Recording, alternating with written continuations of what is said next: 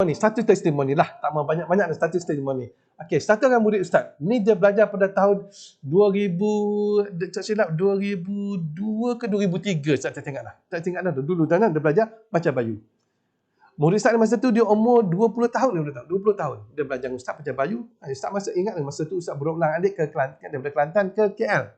Dia datang belajar dengan Ustaz, ambil tahap guru terus. Macam ni lah macam Ustaz nak ajar pada di camp ni. Dia belajar dengan Ustaz, satu hari dia belajar, satu hari Ustaz ajar dia full, intensif punya pengajian. Lepas tu Ustaz balik, seminggu kemudian semua berlaku aksiden, dia naik motosikal, dia hijau dan semua, bila top nak nyala hijau tu, terus dia pecut motosikal. Datang sebuah kereta tu semua, kereta tu kejar lampu kuning lah, semua pecut, langgar motosikal dah, bom dia tu semua, langgar bom tu, motosikal dia bom, hancur lebur tu, dia ni melambung, melayang.